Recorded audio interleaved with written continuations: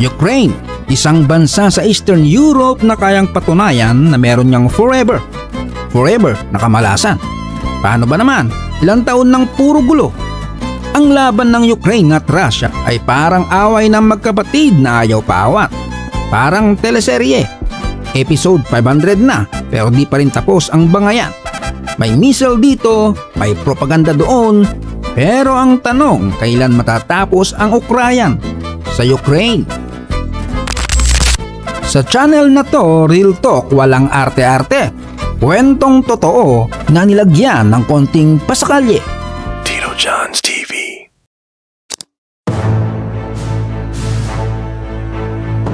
Ang Ukraine ang pinakamalaking bansa sa bansang Europe na nasa 603,000 square kilometers. Kung buong Europa lang ang pag-uusapan. Malaki ang Russia, kaso kasama pati parte ng Asia. Halos 40 million ang populasyon at 10 years na nakipagpitikan ng tenga sa palaaway na Russia. Pero bago pa sila nagkakatampuan ng Russia, matagal na silang nasasaktan. Noong Middle Ages o mga nasa taong 500 hanggang 1500 AD, pinasok sila ng mga Mongols. Hindi lang isa kundi sunod-sunod. Russia, Poland, pati Ottoman Empire. Pagkatapos niyan, dumating naman ang Soviet Union. Wala nang tanong-tanong, walang choice si Ukraine. Napasama na lang sa grupong Dinyabet. At noong 1986, boom, Chernobyl disaster. Doon sumabog yung nuclear power plant. Nang bumagsak ang Soviet Union noong 1991, ayun, nakalaya na naman sila.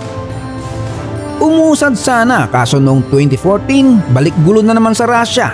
Parang hindi na sila natuto sa long distance relationship. 10 taon na nagtatalo, wala pa ring closure. Pero teka, alam niyo mga ang Ukraine ay parang ultimate Farmville. Meron silang 2.5 billion tons ng bato na may manganese, isang klase ng metal na ginagamit sa paggawa ng bakal at battery. 10% ng buong mundo galing dyan. At higit sa lahat, Chernosem. Hindi siya karakter sa anime. Yan ang pinakamayabong na lupa sa buong mundo. 25% ng Chernosem soil ay andun mismo. Kahit yata kamote rider ang itanim, pwedeng tumubo. Kaya naman noong World War II, may mga German pa na nagnakaw ng lupa nila. Sinakay mismo sa tren. Kalain mo yon? Ganong kaganda ang lupa nila. Kaya naman takam na takam ang Russia. Pero heto, alam mo ba na kahit maraming lugar sa Ukraine ang binobomba at niraratrat sa ngayon ng Russia, ay may mga lugar pa rin hindi nagpapatinag. Tuloy pa rin ang buhay kahit kabado. Isa dyan ay ang siyudad ng Lviv. Para itong bagyo ng Ukraine, malamig, tahimik pero may pasyente vibes. Ito ang lungsod na tinatawag na cultural capital ng Ukraine. Ang mga building, mukhang luma pero classy. Parang lola mong naka-Versace. Dito sa Lviv, ramdam mo ang aura ng old Europe. Sabi nga ng mga turista, parang Venice na walang tubig. Mahigit 1 milyong katao ang naninirahan dito. Pero dati, summer pa lang umaabot yan sa 5 million. Sa ngayon, ayun, puro lola, lolo at nanay na may dalang anak ang makikita mo. Marami sa mga kabataan ang nakalipat na sa ibang bansa. Naghahanap ng Tinder date sa Poland. Pag umaga ang mga tao parang zombie. Hindi dahil puyat, kundi dahil nanginginig sa nerbiyos. Ang lamig umaabot pa ng 10 degrees Celsius sa gabi. Kaya habang tayo sa Pinas ay nasa beach, sila nakakoat pa rin. Mukhang si Elsa na hindi makapag-let it go. Sa gitna ng syudad, ang daming may bitbit na maleta. Kahit mas safe sa Lviv, umaalis pa rin ang mga tao. May mga sundalang papuntang eastern regions ng Ukraine para makigera. Pero habang lumalaban ng iba, andito yung mga taong hindi makaalis. Yung tipong kahit may gulo, kailangan pa rin pumasok sa trabaho. Makakakita ka ng isang grupong kabataang nakaupo sa bangketa, nagkikwentuhan, nagkakasiyahan. Tuloy pa rin ng inuman kahit inenervyos na ang karamihan, kape pa rin ng kape. Hindi mo aakalain na walang gera. Formado pa rin sila naglalakad. Mukhang wala silang pinoproblema. Pero syempre gaya sa ibang bansa marami rin tagirap. May mga batang namamalimos, yung mga walang bahay natutulog sa bus stop. At yung mga may bahay, nagpapasalamat pa na may bubong pa sila. At di pa nawasak ng bomba ang kusina. Sa Lviv ang tunay na yaman hindi yung lupa o bahay, kundi yung tibay ng loob. May mga tumutugtog sa kalsada para bigyan ng lakas ang mga sundalo. May mga kabataan din na nagbo-volunteer para idepensa ang bansa nila. Yung mga babae sa cafe nakatingin lang, tahimik, nagdarasal, walang iyakan, pero ramdam mong wala ng laman ng wallet. Kahit nandito sila sa Lviv, ang isip at puso nila nasa giyera.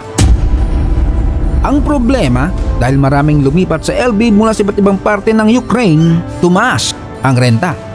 Pwedeng magsimula sa 500 euro kada buwan o may katumbas na 33,000 pesos.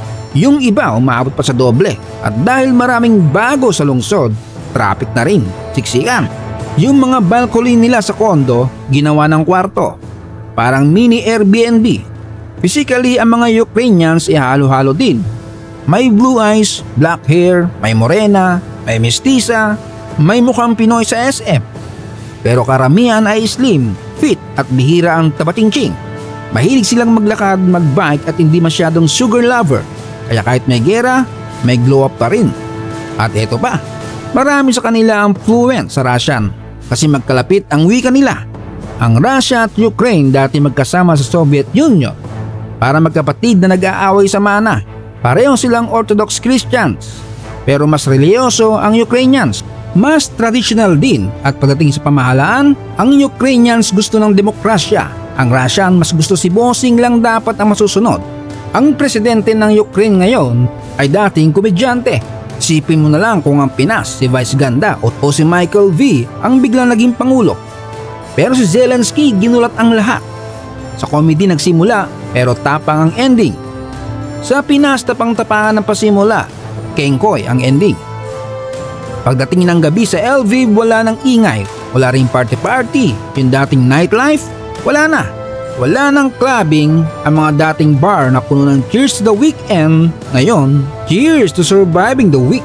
Kaya karamihan ng entertainment ngayon, cafe tambay, kwentong-kwentuhan at madalas kwentong kabado. Yung mga bar sarado, yung mga waiter naghanap na ng ibang racket. Pero may ibang business na kapit lang at tulad ng mga resto, na order ka pero antayin mo kasi isa lang ang staff. Yung cook, siya rin ang waiter, cashier at tagahugas, jack of all trades. Simula lang sumiklab ang gulo ang mga negosyante dito para nasa reality show. Yung kita halos kalahati lang ng dati. Marami sa kanila ang umaasa sa lokal. Sa turista halos zero. Kung may sakang customer sa araw na yon, sinaswerte na. Yung mga dating sweldo, bumaba. Below 500 euro na lang o nasa 30,000 pesos. Kaya yung dating pangkape sa Starbucks, ngayon instant 3-in-1 na lang. E paano pa ang renta? Tataas. Kasi ang dami naglipatan sa Lviv, siksikan na. Para ka na rin naghahanap ng murang apartment sa BGC. Kung magre-renta ka sa Lviv, mag-budget ka ng at least 500 euro. At kung may kotse ka pa, abay maghanda ka rin sa extra budget. Tagirap pa sa parking kasi dikit-dikit. Gayunpaman sa Ukraine, kahit walang kasiguraduhan sa kinabukasan, ginagawa pa rin ang lahat para ngumiti araw-araw. Hindi lang sundalo ang lumalaban, pati nanay, tatay, barista, lolo at estudyante. Lahat ay bayani sa sarili nilang paraan. At yan ang kwento ng Lviv, Ukraine. Lungsod ng giyera pero may mga ngiti pa rin ang mga tao. Mabuhay kayo! Hanggang sa susunod nating kwento, heto ang Tito John's TV na nagsasabing sa mundo ng gulo at problema, laging may pag-asa sa simpleng ngiti at kwela. Kaya huwag kang susuko, huwag kang liliko, kape lang, laban lang, at mag-subscribe sa Tito John's TV. Shout out kina Phil Ensoy, Alvin Antalan, Jessica Hornilla from Batangas, Jess Pinoy Vlogs from Davao, Rocky B 8780, Jumari Torres at sa Dico family from Cebu City, kay Sir Busher 17 from Negros Central Command Philippine Army, Jerry Forte, at kay Kabayan Jeneline Antaso sa Hong Kong, at sa kanyang asawa na si Ruben Antaso na nasa Cavite. So yun, salamat sa suporta, hanggang sa muli.